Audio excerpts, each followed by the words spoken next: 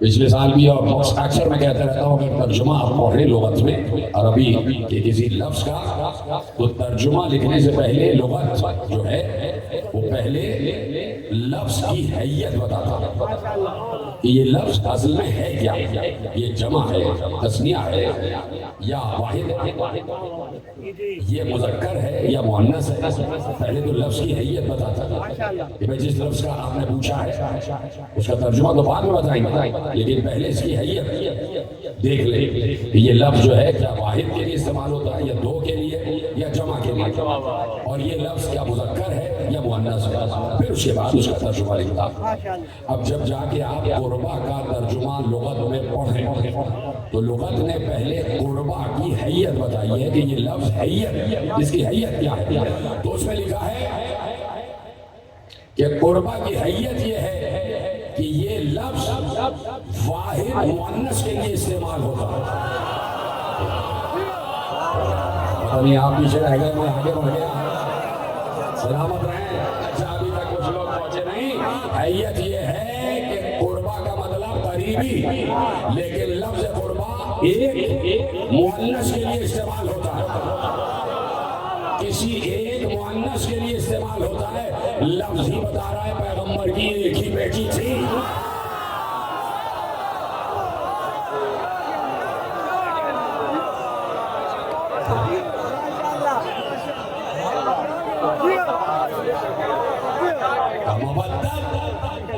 جی بھائی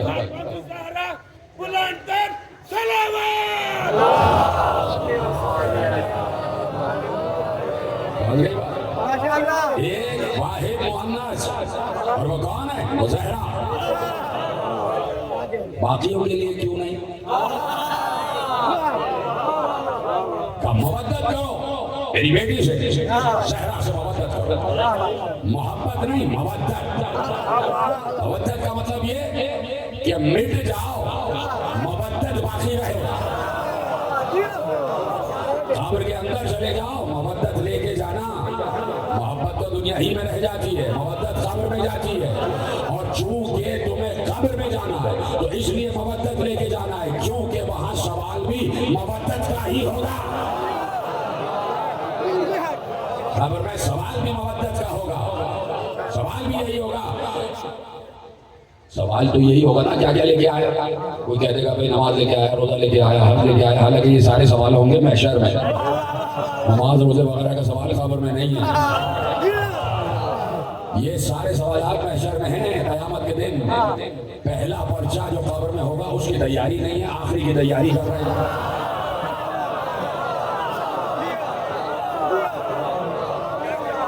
پہلا پرچہ جو قبر میں ہے اس کے سوالات ہی یہ ہیں، رب کون ہے، کتاب کیا ہے، قبلہ کیا ہے، نبی کون ہے، امام کون ہے۔ امام کے بغیر تھوڑی قبر میں کوئی سوال ختم ہو جائے، امام کا پوچھا جانا تو واجب ہے۔ کیوں واجب ہے، کیوں واجب ہے؟ اب حدیث کو حدیث سے ملاتے جاؤ۔ امامت کا سوال قبر میں ہوگا اور ہو کے رہے گا، کیوں؟ اس لیے کہ پیغمبر نے کہا تھا جو مر جائے اس عالم میں کہ اپنے زمانے کے امام کو نہ پہچانتا ہو وہ جاہل مرے گا۔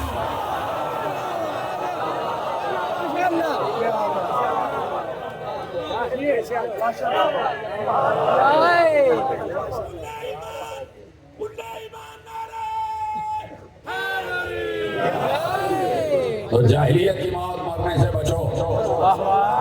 آ جاؤ یہاں ہم بتا رہے ہیں، پہچان ہے وقت امام، پہچان ہے وقت امام، اور ہم بے وارث ہیں، ہمارا وارث ہمارے سروں پر ہے، اور ہمیں یقین ہے، اپنے ہونے کی طرح یقین ہے کہ وہ بھی ہے۔ درود پڑھے ساتھ امام زمان علیہ السلام۔